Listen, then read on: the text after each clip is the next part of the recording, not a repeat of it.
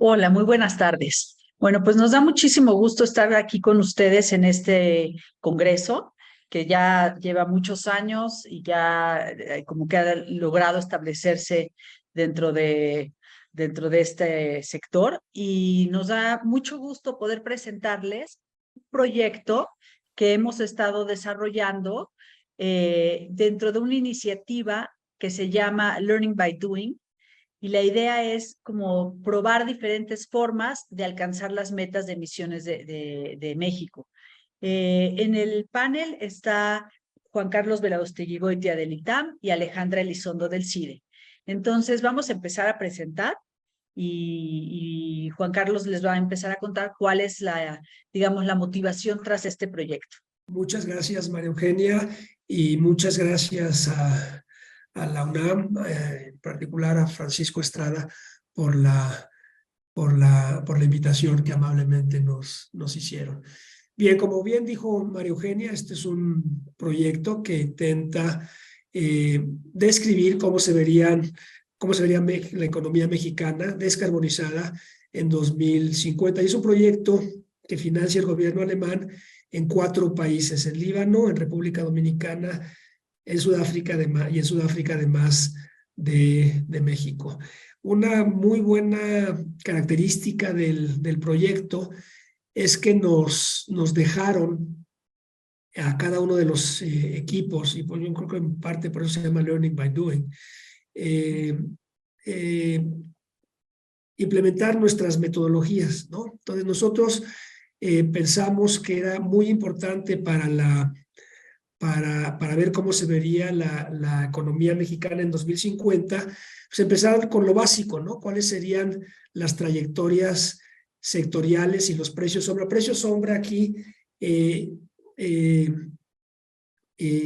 entendido como el costo de las emisiones de dióxido de carbono que nos llevarían a diferentes metas, ¿sí?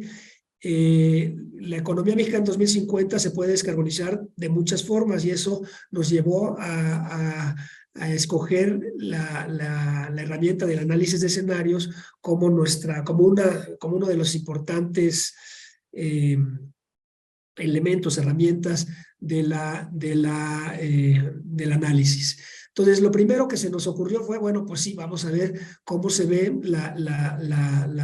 diferentes trayectorias para llegar al 2050 descarbonizados, ¿no? Y qué implicaciones tiene sobre los precios sombra. Otra vez que les digo que es una aproximación a cuál debe ser el valor o qué costo debe tener emitir dióxido de carbono para que, y cómo se mueve esa variable a lo largo del tiempo para que se alcance la meta de descarbonización en 2050.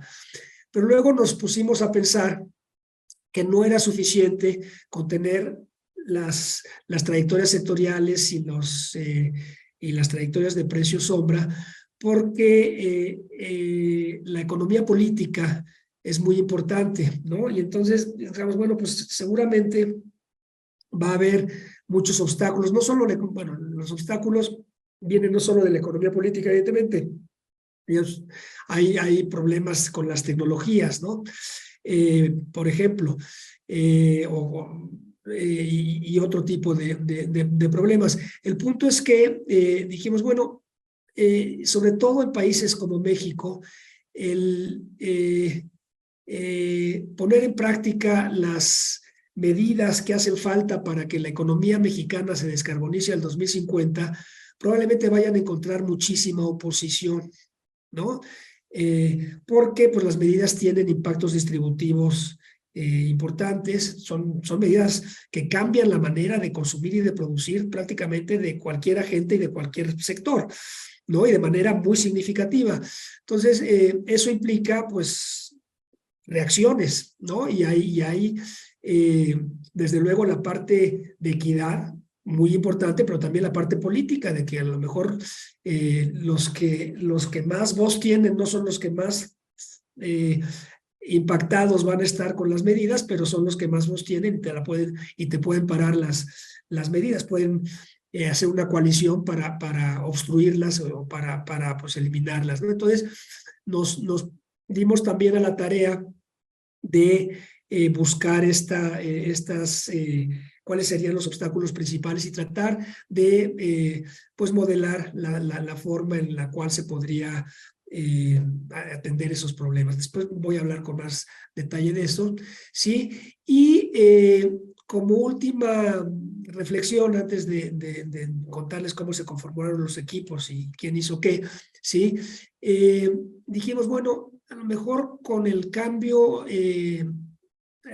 con la transición a una economía descarbonizada, se tienen otros beneficios. Aparte de la descarbonización de la economía, se pueden tener otros beneficios y cobeneficios importantes, ¿no? Esto en la literatura está bastante explorado, pero a un nivel mucho menos estructural de lo que nosotros lo queremos hacer. Por ejemplo, está muy estudiada la parte de los contaminantes climáticos de vida corta, que tienen impactos en la salud muy importantes, ¿no? Y el hecho de que eliminarlos o controlarlos, mitigarlos, tengan importantes beneficios climáticos en el corto plazo, pero también muy importantes en la salud, ¿no? Ustedes saben, la mayoría de ustedes saben, que en México, por la contaminación atmosférica, hay alrededor de 40,000 muertes prematuras al año. La mayor parte de esas, más del 90% de ellas, son por partículas suspendidas que también tienen un impacto climático de corto plazo, ¿no? Entonces, esa parte se ha estudiado mucho, la de los cobeneficios, pero nosotros queríamos ver beneficios más de cambio estructural, ¿no? En el sentido, de esto probablemente vayan a hablar también más María Eugenia y Alejandra, en el sentido de que, bueno, no vamos a cambiar, por ejemplo, de forma de transportarnos y los motores de combustión interna van a dejar de ser la manera preponderante de transportarnos y ahora vamos a electrificar el transporte. Pero la pregunta es, ¿queremos seguir el modelo de transporte con automóviles particulares, privados, ¿sí? Y al 2050 tener el quinto piso del periférico en la Ciudad de México y los embotellamientos de 10 horas, pero con coches eléctricos? ¿Eso es lo que queremos?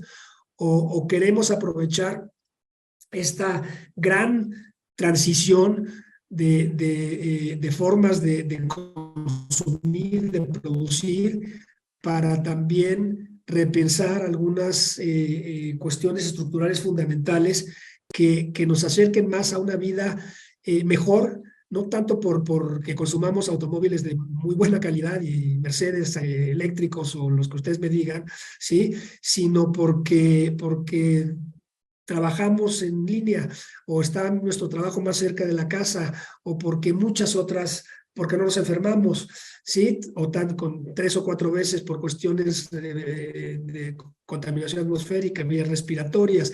Entonces, esto también lo vimos. Vemos la siguiente y es la última antes de pasarles la palabra.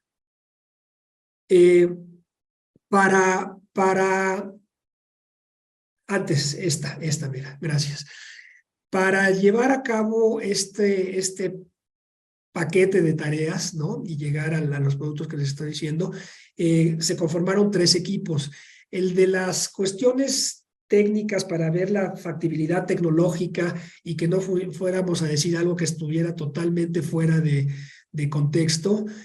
Colaboramos con la Iniciativa Climática de México, ¿no? Nos dijeron, bueno, en transporte esto es posible, en la industria esto es posible, en la industria eléctrica esto es posible, ¿sí? Y tenemos ahí trayectorias que nos aseguran la solidez técnica, bueno, la solidez de los supuestos técnicos de lo que estamos haciendo. Para ver las trayectorias de precio sombra y qué le podría pasar a la economía, el equipo de María Eugenia, Alejandra y Roy Boyd que han desarrollado el mejor modelo de equilibrio general que hay de la economía mexicana, que incluye no solo los sectores económicos y varios grupos de consumidores, sino también una muy buena descripción del sector de energía y de medio ambiente. Eso no hay, que yo sepa, ningún otro modelo de la economía, de equilibrio general de la economía mexicana que lo hace como el de ellas y él. Entonces, ellas les van a dar ahora una descripción de lo que dice su modelo acerca de las trayectorias en un par de escenarios, con resultados súper interesantes. Y nosotros en el ITAM vimos, bueno, colaboramos desde luego en todos, nos retroalimentamos, nosotros veíamos más la parte de economía política, ¿no? Y sugeríamos experimentos, ¿no? Para el modelo de equilibrio general, si pusiéramos, aunque luego resultó mucho más complicado usar, porque el modelo de equilibrio general ya se los comentarán María Eugenia y Alejandra, cada corrida es muy cara, entonces hay que ser muy selectivos. Pero discutir con ellas nos sirvió mucho para identificar pues cuáles podrían ser los obstáculos de economía política más importantes, coaliciones de sectores productivos que pudieran obstaculizar la instrumentación de políticas públicas, ¿no? Entonces, con estos tres equipos, con seminarios, muchas reuniones en Zoom y algunas presenciales, ¿no? Entrevistas con mucha gente, ¿no? Para asegurarnos de que lo que estábamos suponiendo y planteando tenía sentido. Alimentamos bueno, alimentaron ellos el modelo de equilibrio general. Nosotros pensamos en cuáles podrían ser las restricciones y condiciones habilitadoras. Y a partir de ahí tuvimos, bueno, el proyecto todavía no termina, estamos terminando, ¿no? Los escenarios bueno, no solo de emisiones de CO2, sino también de cada uno de los sectores y de impacto en 4 tipos de consumidores de acuerdo a sus ingresos, ¿no? Y toda esta parte de las restricciones de economía política y recientemente también estamos pensando en condiciones habilitadoras, pero de eso voy a hablar en mi segunda intervención. Entonces, este es el equipo, y la verdad es que en las reuniones que hemos tenido para presentar esto, tuvimos una muy reciente, bueno, ya ni tan reciente, en febrero, en Chile, donde presentamos esto, ha sido muy bien recibido, muy bien recibido, porque es una mezcla muy interesante de rigor académico, lógico, analítico, representado por el modelo que les van a presentar Alejandra y Maru, con ideas pues relativamente innovadoras, ¿no? No nos preocupemos solo por los precios sombra, no nos preocupemos solo por las trayectorias, sino imaginémonos, ¿no? ¿Qué puede pasar que podría descarrilar esto y qué podría hacerlo mucho más atractivo?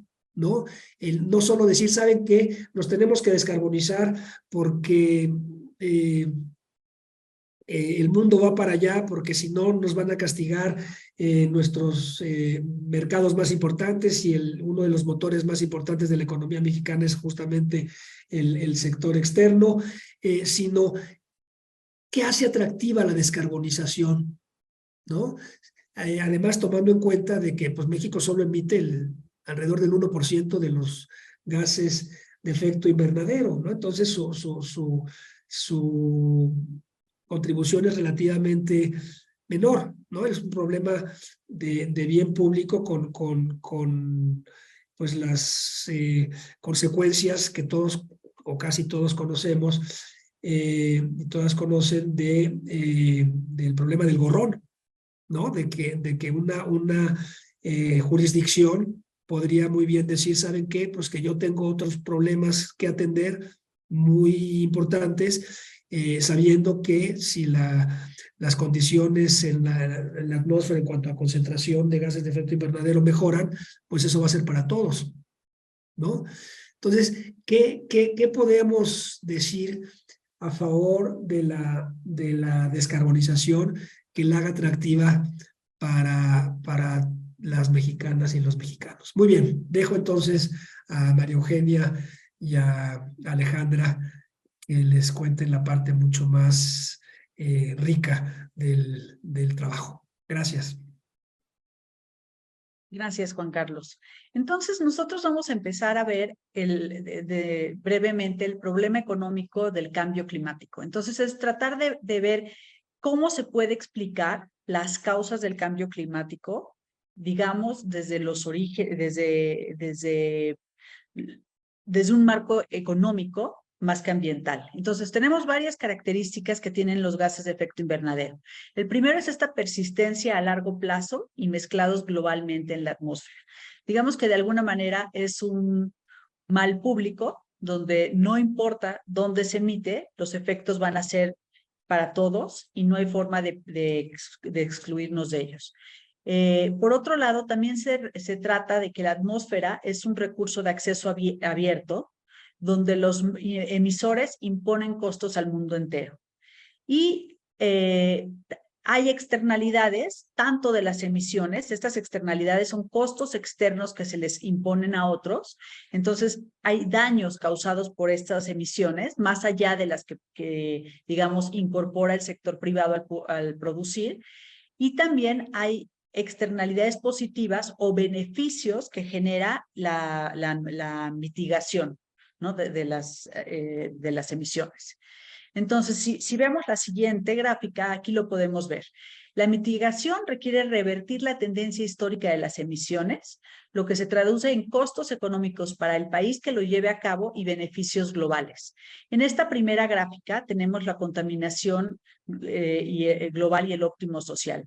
Si no tomáramos en cuenta más que los costos privados, nuestro equilibrio sería el que está señalado aquí y se produciría una cierta cantidad a un cierto precio.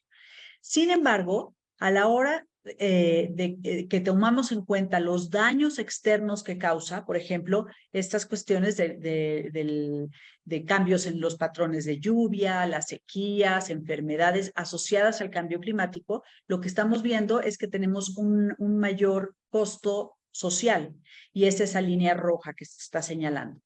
Entonces, eso nos llevaría a que el mercado está produciendo demasiado y demasiadas externalidades. Y se tendría que entonces buscar otro equilibrio. Y ese equilibrio sería el que se está señalando ahorita, donde tomamos los costos sociales y la demanda. Y eso implica una menor producción y a un mayor precio. Eso es digamos, el análisis de las externalidades negativas que genera la contaminación y los gases de efecto invernadero. En la gráfica de junto tenemos los beneficios sociales de la mitigación. Y los beneficios sociales a lo que nos lleva es que sería bueno tener una menor cantidad una mayor cantidad de calidad ambiental, digámoslo, ¿no? Entonces, estaríamos en el equilibrio inicial donde nada más estamos viendo costos privados y beneficios privados, y la idea sería que al mitigar los costos sociales se reducen y eso nos lleva a una contaminación óptima, que diga, a un nivel de producción óptima, pero con una diferente estructura de producción, digamos, porque tengamos nuevas tecnologías, etcétera. Entonces, esta es la base del análisis de los problemas ambientales desde el punto de vista económico, que generan externalidades y por otro lado, la mitigación tiene beneficios sociales mayores. Entonces, lo que nosotros estamos proponiendo aquí es plantear un impuesto al contenido de carbono de los combustibles fósiles. Básicamente eso es lo que estamos haciendo. Y la idea es que esto nos puede llevar a esa, digamos, a esa menor cantidad en el caso de las externalidades que teníamos en la gráfica izquierda, donde tenemos una solución eficiente y potencialmente equitativa. Sin embargo, pues los impuestos no son populares pero parece ser que es una de las políticas más fáciles, digamos, de aplicar, donde se pueden utilizar las estructuras que ya tenemos. Por ejemplo, para cobrar esos impuestos, pues se pueden utilizar las bombas de gasolina, ¿no? Para pagar una parte importante de estos impuestos. Entonces, no es tan complicado diseñar una forma de aplicación. Entonces, hay muchos países que ya los han aplicado en la Comunidad Europea, en Australia, Estados Unidos, etcétera. En muchos países ya se han aplicado este tipo de impuestos, con mayor o menor éxito. Entonces, la siguiente, por favor. Entonces, y esto es lo que es muy importante, como lo que queremos destacar. Ya se han hecho estudios para tratar de ver cuál es el efecto de un impuesto al contenido de carbono. Una cosa que no se ha hecho y que nosotros aquí hacemos es cuál es el beneficio de empezar antes o después con las políticas. Entonces, nuestro horizonte de planeación, en el caso de la aplicación, digamos, temprana de las políticas, es del 2020 al 2050. Entonces, la idea es que en 2020 se instrumenta el impuesto y ese se va aumentando para que en el año 2050 se hayan reducido las emisiones de acuerdo a las NDCs de México. Ese es el horizonte temprano y que lo vamos a asociar al escenario ordenado, porque de manera ordenada estamos empezando la instrumentación de las políticas desde el 2020. Por otra parte, tenemos el escenario desordenado, que consiste en postergar las políticas de tal manera que empiecen a instrumentarse en 2030, que es básicamente lo que nos está pasando, ¿verdad? No se han instrumentado, pero de todas maneras tenemos ese escenario como ordenado en el 2020 y como desordenado en el 2030. ¿Cuál va a ser el efecto? Pues que para llegar a estas emisiones netas cero en el 2050, cuando ponemos el impuesto nada más a partir del 2030, va a tener que subir el impuesto de manera mucho más rápida que si empezáramos en el 2020. Entonces, esto que estamos haciendo ya lo ha planteado la red de finanzas sostenibles y verdes, que es una asociación, digamos, de bancos centrales, y estos son los escenarios que analiza. Y bueno, pues aquí básicamente lo que les vamos a mostrar es cuáles son los efectos de uno y otro, la instrumentación temprana contra postergar. Entonces tenemos un escenario tendencial que genera emisiones de acuerdo a un crecimiento económico observado, ¿no? Y después metemos el precio sombra de una regulación económica, que en este caso es los impuestos al carbono de los combustibles fósiles, y tratamos de ver cuál es la transición hacia el futuro para lograr cero emisiones netas. Entonces, les voy a comentar brevemente cuál es el modelo que nosotros utilizamos, lo que les comentaba Juan Carlos. Entonces, es un modelo de equilibrio general de la economía mexicana, es un modelo dinámico al 2050, entonces se va resolviendo cada X número de años y entonces podemos ver como una película de qué es lo que va sucediendo en los diferentes años. Entonces, el modelo tiene consumidores, en 4 grupos de ingreso que ahorita les voy a comentar, productores, que son 13 sectores económicos, y está el gobierno, y estos interactúan a través del mercado de bienes y servicios y el mercado de factores, y además hay un sector externo. Los datos los sacamos de estadísticas nacionales como la matriz insumo-producto, encuestas ingreso-gasto de los hogares, reportes de impuestos, y lo que hacemos es decir, bueno, a ver, este es el escenario en el modelo, en el escenario tendencial. Ahora, se mete alguna política, como por ejemplo la instrumentación del impuesto a partir del 2020, y vemos cuáles son los resultados de ese nuevo equilibrio del escenario ordenado. Y después hacemos, ok, ahora vamos a pensar que lo postergamos hasta 2030, entonces, ¿cuál es el otro equilibrio? Y comparamos los equilibrios. Como les comentaba, tenemos hay varios componentes. Los factores son básicamente, en este modelo que es dinámico, trabajo y capital, pero también tenemos forma de incluir energía, materiales, agua. La energía es un insumo productivo para los diferentes sectores. Tenemos todos estos sectores económicos, que es agricultura, ganadería, pesca, forestal, minería.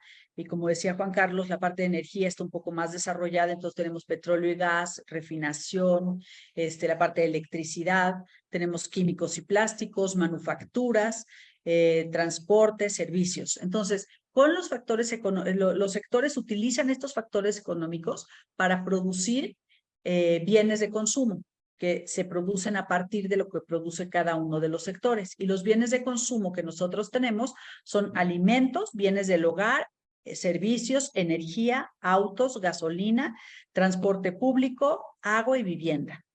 Y estos bienes de consumo los consumen o los compran en diferentes proporciones los diferentes agentes económicos.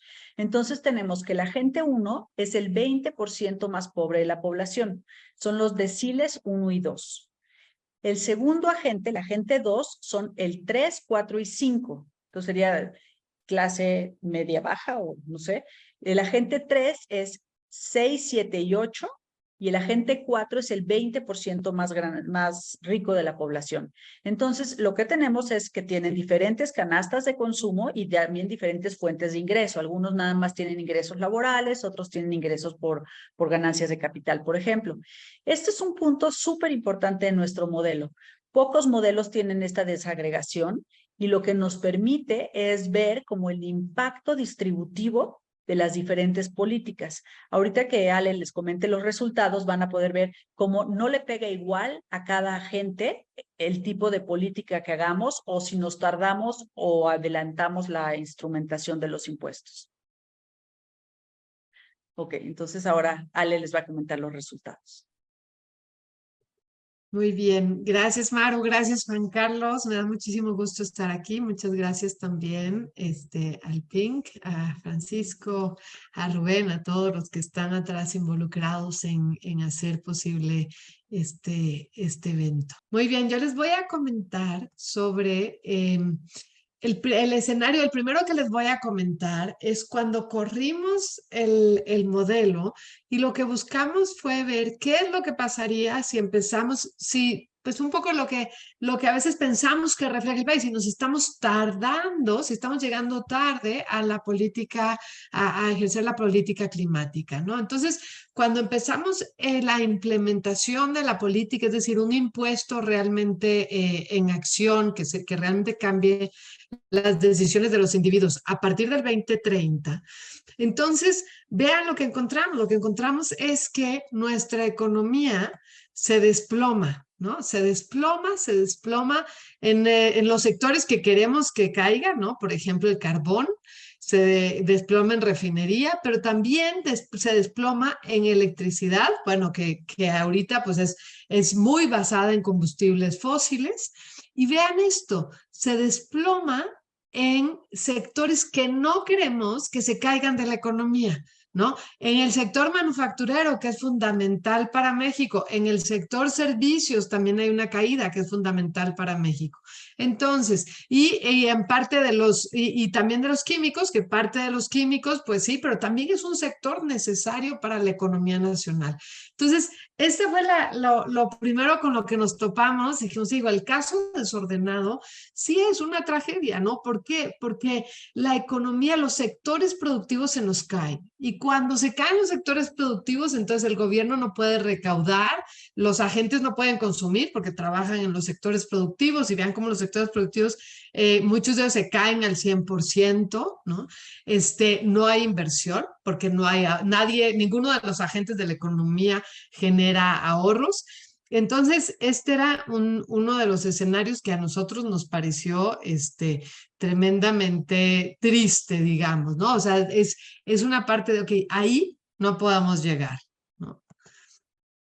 Si vemos en la parte de consumo, claro, o sea, se desploma la producción a raíz de los impuestos, por tanto también se desploma el consumo, porque acuérdense que la parte muy interesante del equilibrio general es que los efectos se van comunicando, entonces se desploman los sectores productivos, pero también la gente que trabaja en los sectores pues ya no tiene empleo, los consumidores ya no tienen ingreso, ya no pueden consumir. Entonces, se nos caen los sectores y vean, alimentos, que es el primero a través de las décadas, en azul 2020, naranja 2030, 2040 y 2050. Como es un impuesto progresivo, pues claro, los cambios negativos se van haciendo cada vez más grandes.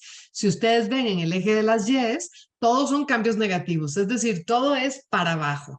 Y se nos caen todos, o sea, igual, se caen los servicios de salud, se cae el servicio del agua, gasolina, energía, comida, la gente tiene que dejar de consumir porque los sectores productivos ya no les sale producir, pero tampoco a los consumidores tienen ingresos como para seguir consumiendo. Entonces, si lo vemos así, o sea, claro, el modelo es una cosa, pero si lo vemos de cerca o lo vemos lo que implica para la sociedad, quiere decir, este no es un escenario factible para México. No podemos dejar o no podemos llegar ahí.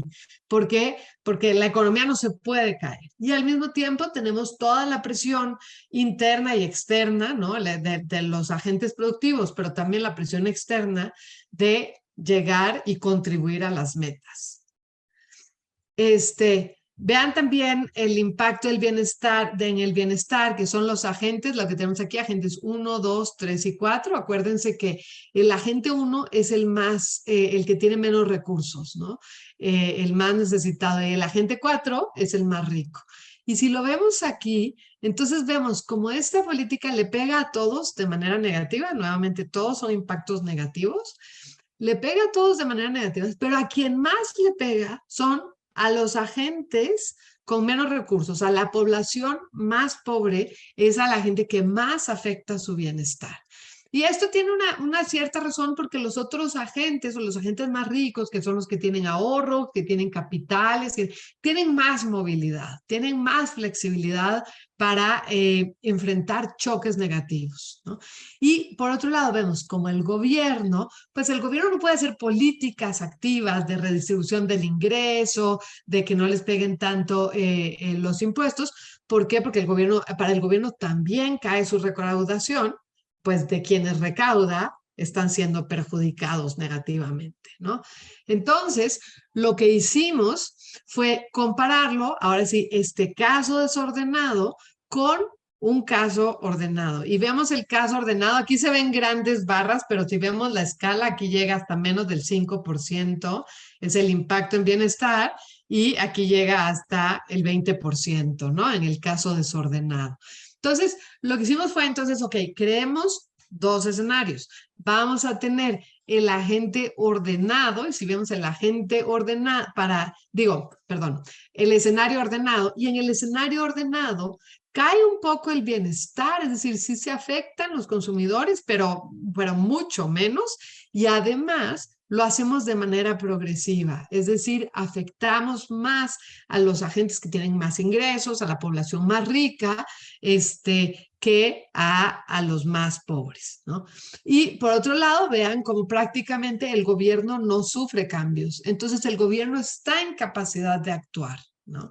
Entonces la primera lección de aquí, que encontramos aquí en el modelo, es la implementación temprana es mucho menos dañina y más progresiva porque le está dando a los sectores tiempo como de recuperación, tiempo de flexibilización, tiempo de modificar su comportamiento y adecuarse a las nuevas condiciones, siendo que si empezamos en 2030, ese tiempo ya no está, ¿no? Muy bien.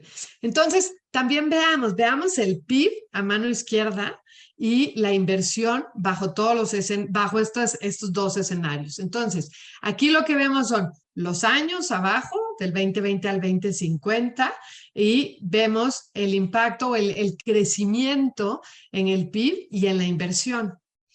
Nosotros tenemos que la línea azul sería lo que se observa sin ninguna medida. Sin ninguna medida ni negativa, ni positiva, nada. Lo que estamos viendo en este momento, que podría haber el crecimiento del PIB. Entonces, lo tenemos el crecimiento del PIB aquí en azul y el crecimiento de la inversión. Perdón. Si vemos el PIB en el escenario desordenado, empieza normal, claro, porque no hemos hecho ninguna política, entonces ahí vamos. Luego se estanca y llega un momento que no hay manera de recuperar la producción. Si lo vemos en la inversión, nuevamente, pues no pasa nada, en un principio no pasa mucho, pero se desploma la inversión conforme pasan los años y este impuesto es más fuerte. Siendo que el escenario ordenado es la línea naranja. Entonces, ustedes vean cómo en el PIB, la línea naranja va muy cerca del escenario tendencial, es decir, no hay impactos negativos en producción. Y si lo vemos en la inversión es todavía mejor, porque como estamos acomodando la economía a ser más competitiva, entonces tenemos una inversión que sí, al principio hay un choque porque estamos cobrando un impuesto y todo, pero luego es capaz de recuperarse y pasar el escenario tendencial. Entonces vean cómo la economía es capaz, tiene una capacidad de recuperación mucho mayor. Entonces dijimos, bueno, pues ya el desordenado ya no es opción, o sea, al menos de moderación, el país se nos cae. Vamos a ver, con el desordenado vamos a hacer diferentes, entonces, tendencias. El punto de referencia, el que llamamos business as usual, es el escenario tendencial. Y ese va a ser nuestro punto de partida.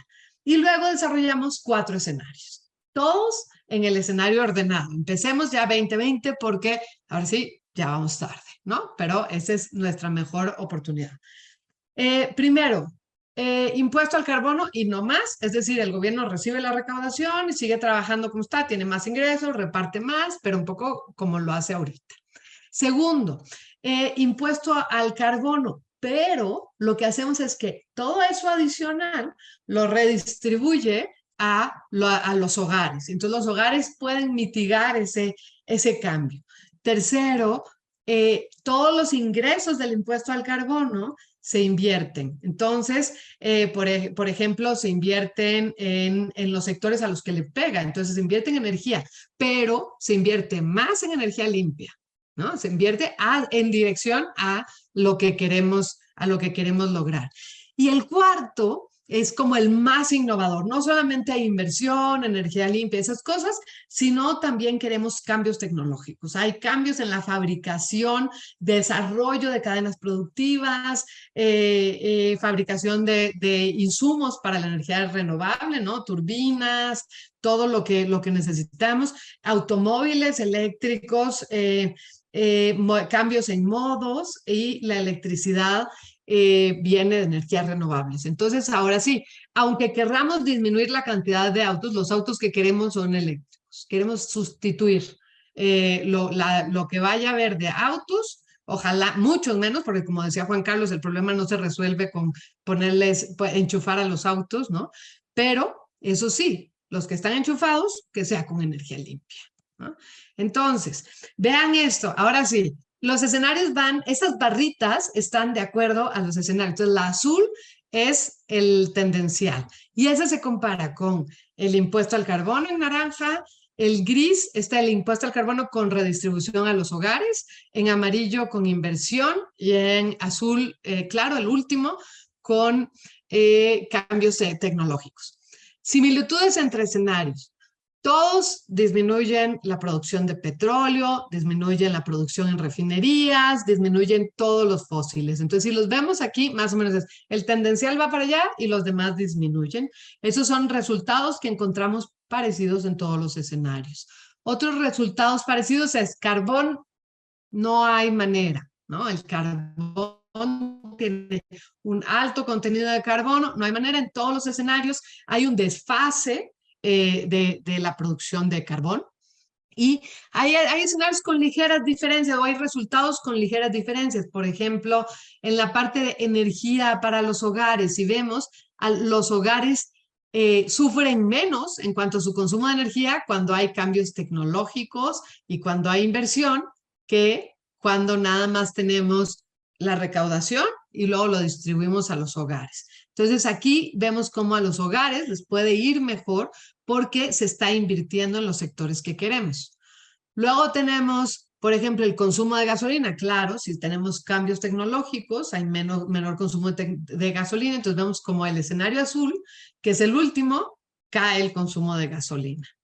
Tenemos las fuentes de electricidad, vean cómo pues la electricidad convencional, evidentemente, si hay inversión, si hay adopción de nuevas tecnologías, cambios tecnológicos, que son los últimos dos escenarios, amarillo y azul, pues disminuye la electricidad de fuentes convencionales y ahora sí despega muy bien la parte de energía eléctrica procedente de fuentes limpias y renovables. Entonces vean cómo se van alineando cosas, aunque en principio parecían resultados similares, ¿no?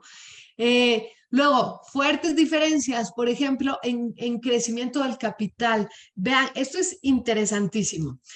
Como le estamos pegando un impuesto al carbono, le pega a sectores que son intensivos en capital, que usan mucho capital. Entonces, como le estamos pegando al capital, si nosotros nada más hacemos el impuesto y ya, gasta el gobierno como está gastando, o hacemos el impuesto y lo redistribuimos para consumo, para lo que gasten los hogares o así, entonces la cantidad del capital se va cayendo, pues cae en principio. Sí, y al final lo que tenemos, si más bien esos recursos los usamos para la inversión y esos recursos los usamos en cambios tecnológicos, vemos cómo esto impulsa a la cantidad de capital.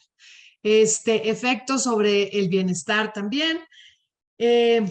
Esta parte, vean cómo los efectos al bienestar, si tenemos el impuesto, pues hay efectos negativos. Si redistribuimos, hay efectos ligeramente menos negativos, digamos, ¿no?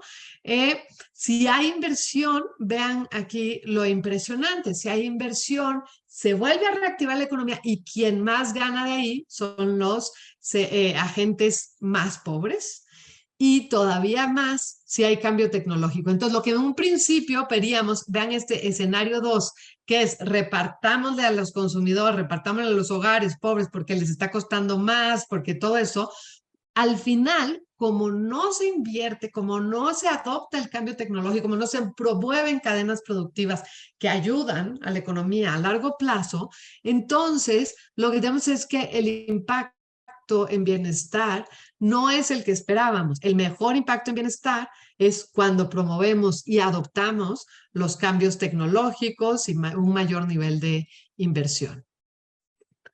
Entonces, bueno, aquí nada más como conclusiones de esta etapa, porque ahorita les queremos también preguntar algo, pero como conclusiones de esta etapa es, a veces pensamos que patear la bola para adelante, bueno, pues nos va a traer un problema en el futuro con cambio climático. Y no es con cambio climático, es un problema para nuestra economía, para nuestra población, para la distribución del ingreso de nuestros hogares. ¿Por qué? Porque los sectores productivos y el consumo no tienen tiempo para realinearse a los objetivos y esto todavía no toma en cuenta los efectos negativos de que el resto del mundo sí está corriendo a 100 kilómetros por hora, ¿no? El resto del mundo sí se está adaptando.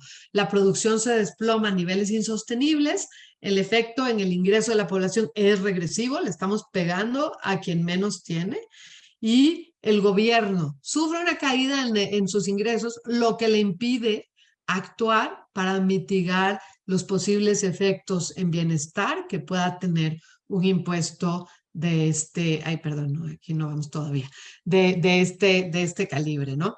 Entonces, bueno, algo que nos gustaría compartir con ustedes es, no nos quedamos contentos tampoco con estos escenarios, porque nos puso a pensar también que en cambio climático, ahora con cambio climático tenemos que repensar absolutamente toda la forma en cómo modelamos absolutamente todo, ¿no? La forma en cómo lo vemos.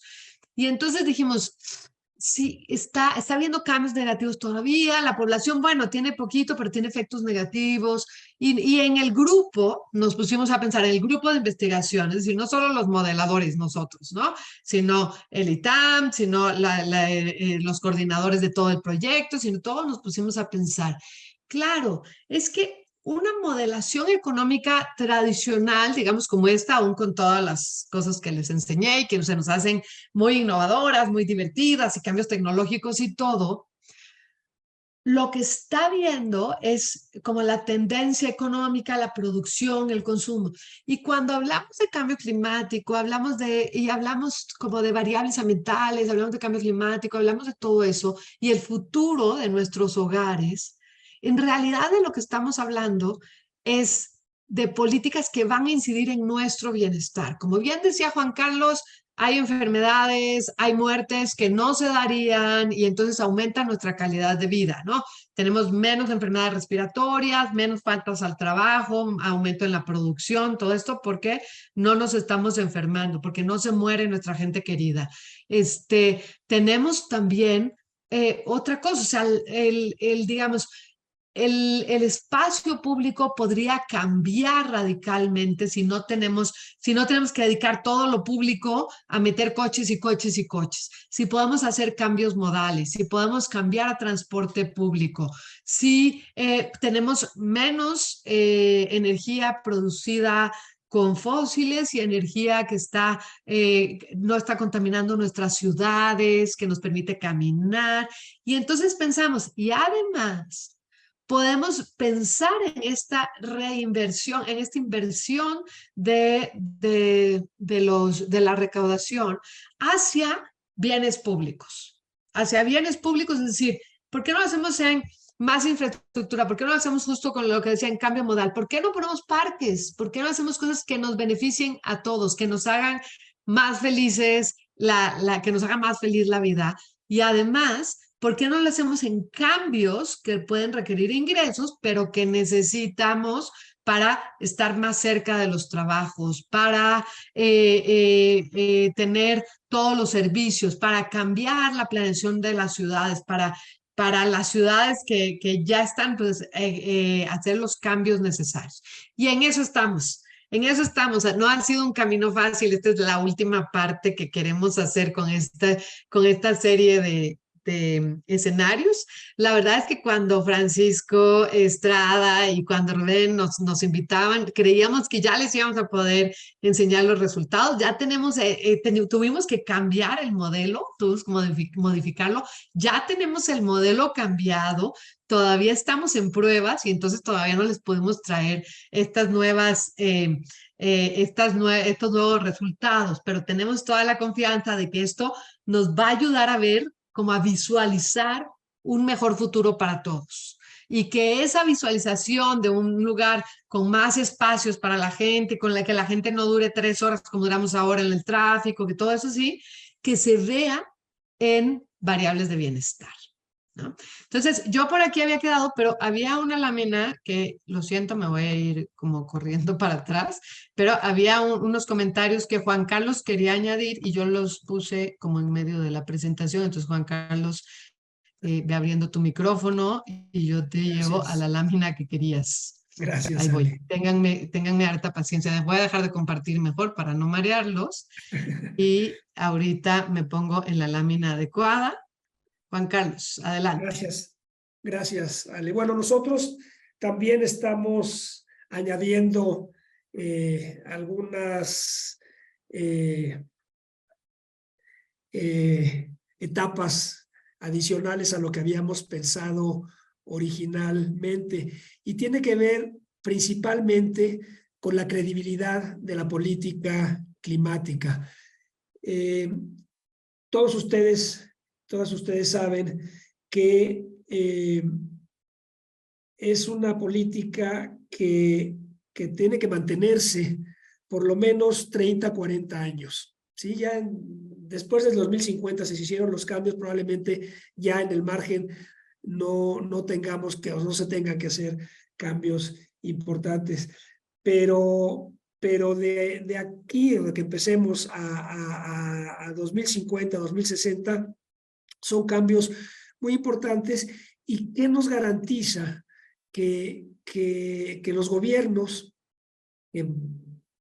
van a tener mandatos de aquí a que se acabe la parte importante, vamos a decir, de la política de mitigación, ¿quién nos dice que van a seguir la trayectoria que se tiene que seguir? Sobre todo a la luz de los resultados, bueno, de los impactos negativos, sobre todo en ciertos sectores, probablemente también el modelo de equilibrio canal, Ale y Alejandra tienen un modelo regionalizado, pero no lo usaron para esto, pero también tengan ustedes en cuenta que probablemente algunos de estos impactos, sobre todo los negativos, se localicen en algunas áreas, ¿no? En algunas regiones. Entonces, es muy difícil para los políticos, para las políticas, aguantar la presión y seguir con una política pues que logre los objetivos climáticos a costa de pues, bienestar de las personas, de competitividad de las empresas, de empleos, etcétera. Y esto no lo digo solo para México, ¿sí?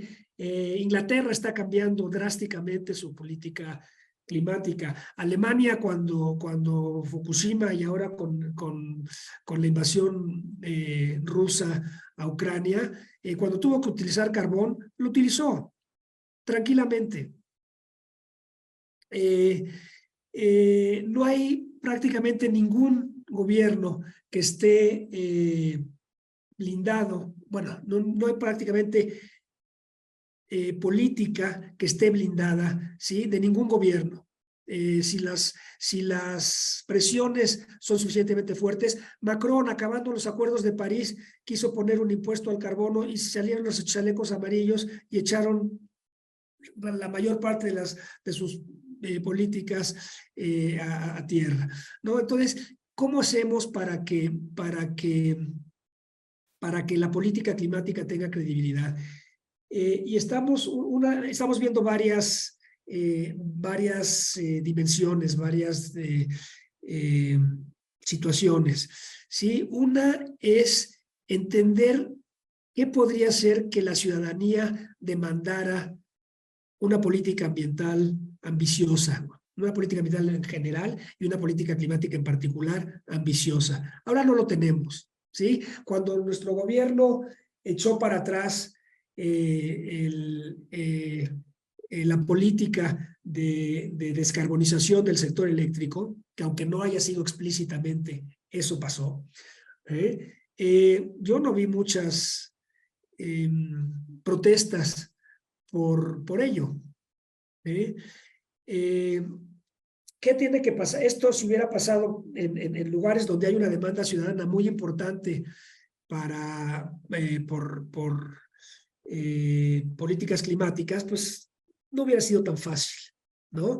Y esto lo vemos también con los niveles de los impuestos ambientales. En Suecia, donde la gente donde la ciudadanía demanda una política ambiental ambiciosa, una política climática ambiciosa también, pueden tener un impuesto al carbono pues muy alto, ¿no? $80, $100.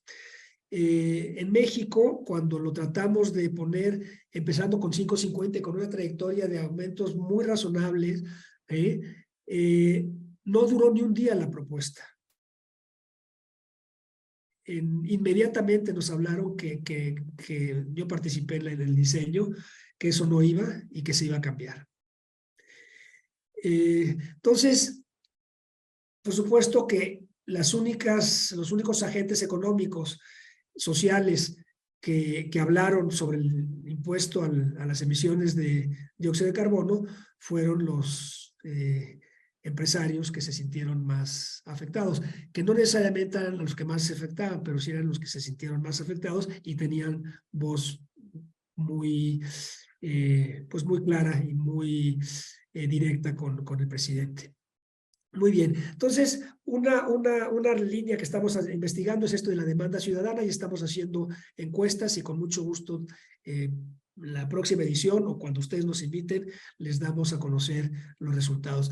Otra línea, otra condición habilitadora es que haya una coordinación internacional para poner un precio mínimo a las emisiones de dióxido de carbono. Esto lo ha propuesto el Fondo Monetario Internacional, acaba ahora que tienen las reuniones con el Banco Mundial, lo están promoviendo otra vez, y ciertamente eso ayudaría por lo menos a quitar el argumento de la competitividad y de que por qué unos sí y otros no, ¿no? Entonces una coordinación para tener un peso mínimo. Por supuesto que no es tan fácil como podría pensarse, ¿no? Pero eso ciertamente ayudaría. Hay otra línea que es que es también de coordinación internacional, pero que es más de que coordinación positiva, es de castigo. Y esto la Unión Europea ya lo pasó, y en Estados Unidos, en el Congreso, hay varias propuestas para lo que en inglés para imponer lo que en inglés se conoce como Border Tax Adjustment, que es un impuesto, no es otra cosa que un impuesto a las exportaciones de los países que no tienen una política climática suficientemente ambiciosa. Le ponen un impuesto a sus exportaciones de acuerdo al contenido de carbono de las exportaciones, y ven a qué precio sombra tienen. Precio sombra quiere decir cuánto cuesta evitar las emisiones en el país exportador, y vamos a decir que en México el promedio del precio del impuesto al carbono es como de $4, y cuánto es el precio en el país importador, vamos a decir $60. Entonces, la diferencia son $54. Se hace el cálculo de cuáles son las emisiones, no solo las directas de las exportaciones, también las indirectas. O sea, no solo lo que emitió la fábrica de acero que produjo el acero, sino las emisiones que se produjeron para generar los insumos para producir acero. Y la electricidad, las emisiones que emite la electricidad que se usa para producir acero, ¿sí? Entonces, a todo eso se dice, bueno, pues el precio sombra o el precio promedio de las emisiones en este país es $4. Nosotros tenemos un precio de 60, $54 por tonelada, y por tonelada de acero hay tantas toneladas de CO2, lo multiplicamos por 54 y ese es tu arancel, ¿sí? Entonces, esa es otra forma. Y la otra muy, muy importante es la de que las políticas públicas de los gobiernos muestren compromiso. No sé cuántos de ustedes estén familiarizados con teoría de juegos y con las amenazas creíbles, y cuando para ser creíble algo hay que tener un compromiso. ¿Sí? El ejemplo típico de la Ilíada de que se amarraron a los mástiles para no oír el cambio de las sirenas. No basta con decir yo no voy a oír el canto o ponerse cera o lo que ustedes me digan. Yo no voy a oír el canto de las sirenas, porque cuando lo oyes vas. Entonces tienes que amarrarte de alguna forma, tienes que hacer creíble tu política. Y un ejemplo claro es de políticas no creíbles es sí vamos nosotros a contribuir y todo esto, pero pues no hacemos nada en el sector eléctrico, por ejemplo, ¿no? Y una de los pasos más robustos para la descarbonización, aparte de la eficiencia, de la promoción de la eficiencia energética, es la descarbonización del sector eléctrico, porque resulta que la descarbonización de otros sectores pasa por la electrificación. Entonces, el transporte es del que más probablemente más hayan oído hablar ustedes, pero lo mismo pasa con la industria. Mucha industria, al electrificarse, sería más eficiente y bajaría sus emisiones, siempre y cuando estuvieran descarbonizada la industria eléctrica. Entonces, estamos justo en esto de la credibilidad de la política de mitigación. Además, hay un juego muy interesante. Los industriales que no quieran contribuir, en la medida que no contribuyan hoy, hacen que en el futuro, como mostró Alejandra muy claramente, la política tenga que ser mucho más agresiva y por lo tanto menos creíble todavía, ¿no? Entonces, esto de la credibilidad de la política es fundamental, y es donde estamos ahora trabajando. Bueno, 5:59, perdón, gracias. Muchas gracias, Juan Carlos. Perfecto. Fíjate que tiene mucho que ver con la pregunta que nos ponen aquí en el chat. Porque, bueno, en primer lugar ponen este modelaje, ¿cómo se contempla el impacto de eventos ambientales inesperados como pandemia o desastres naturales? En realidad lo tienes que meter como choques temporales, ¿no? O sea, como un choque a la producción, un choque al bienestar, todo esto, pero sí se tiene que integrar, digamos, de una tendencia tienes que meterle el choque. Preguntas súper interesantes. ¿Cuál es el paradigma más difícil de cambiar en México para acercarnos un poco a estos resultados?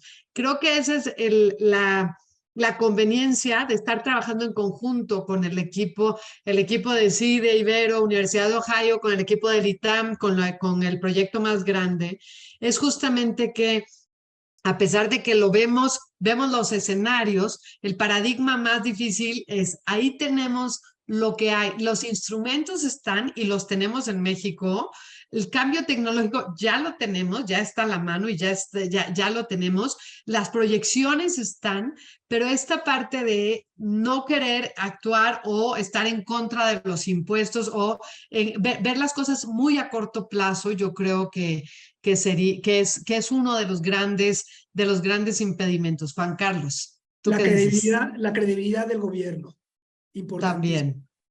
O sea, que van de la mano, ¿no? También. Que tiene que ver con lo que estaba diciendo Alejandra. Si las cosas que dice el gobierno no son creíbles, fíjense ustedes que las inversiones de las que estaba hablando Alejandra, para cambiar la forma de producir, incluso para cambiar la forma de consumir. ¿Sí? Si ustedes se van a comprar un coche eléctrico, pues quieren asegurarse de que cargarlo va a ser una cuestión no muy complicada, ¿no?